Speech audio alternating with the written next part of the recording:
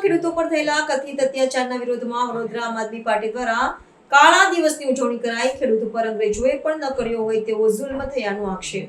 ન્યાય આપો ખેડૂતોને, ન્યાય આપો ન્યાય આપો ન્યાય આપો ખેડૂતોને, न्याय आपो जब जब भाजपा डरती है पुलिस को आगे करती है जब जब भाजपा डरती है पुलिस को आगे करती है.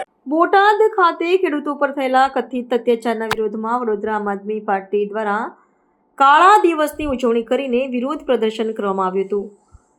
જેતલપુર ખાતે આવેલા આમ આદમી પાર્ટીના કાર્યાલય પર શહેર પ્રમુખ અશોક ઓઝા અને વડોદરા લોકસભા પ્રભારી પિન્ટલ રામી સહિતના હોદ્દેદારો અને કાર્યકર્તાઓ એકત્ર થયા હતા. ખેડૂતોના સમર્થનમાં એકત્ર થયેલા કાર્યકર્તાઓએ કાળી પટ્ટી ધારણ કરી અને સૂત્રોચ્ચાર સાથે ભારતીય જનતા પાર્ટીના વહીવટીતંત્ર સામે ઉગ્ર વિરોધ નોંધાવ્યો હતો.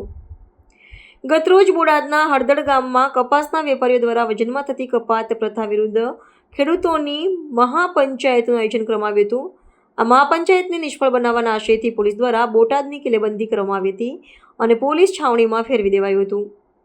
આ દરમિયાન પોલીસે ખેડૂતોના ટોળા પર અશ્રુવાયુના શેલ છોડીને લાઠીચાર્જ કર્યો હતો અને ઘણા ખેડૂતોના ઘરોમાં જઈને દરવાજાઓ તોડી યુવાનો, વડીલો અને મહિલાઓને બહાર કાઢીને લાઠીચાર્જ કર્યો હોવાના આક્ષેપો વિરોધ પક્ષ દ્વારા કરવામાં આવ્યા છે. આમ આદમી પાર્ટીના આગેવાનોએ આ ઘટનાને ભારતના ઇતિહાસનો પહેલો બનાવ ગણાવ્યો હતો અને અંગ્રેજોએ પણ ન કર્યો હોય તેવો જુલ્મ ખેડૂતો પર કરવામાં આવ્યો હોવાનું નિવેદન આપ્યું હતું.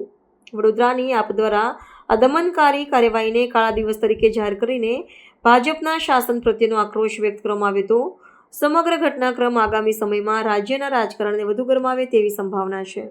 બોટાદના હળદળ ગામમાં જે કિસાનો પર અત્યાચાર થયા છે, ઘરઘરમાંથી લોકોને, બાળકો નાના મોટા દરેકને દરવાજા તોડી કાઢી અને પોલીસે લાઠીચાર્જ અને અશ્રુવાયુઓ છોડ્યા છે.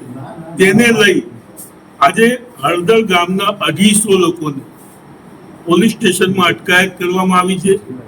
ત્યાંના પીએસઆઈ કે પીઆઈ મિસ્ટર ખલાડી સાહેબ, જેમણે 250 લોકોને કાલથી અત્યાર સુધી પાણી પણ પીવા માટેની છુટ્ટી આપી નથી. તે લોકોને પાણી પણ નથી મળતું.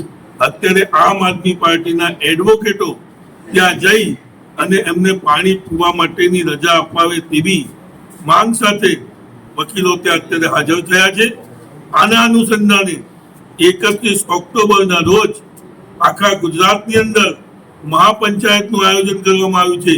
જેના માટે અરવિંદ કેજરીવાલજી પોતે દિલ્હીથી 31 ઓક્ટોબરે ગુજરાત પધારી રહ્યા છે અને ગુજરાતના તમામ નગરપાલિકાઓ, ગામડે, મહાનગરપાલિકાઓ, મોટા મોટા શહેરોમાં દરેક જગ્યાએ મહાપંચાયતનું આયોજન કરવામાં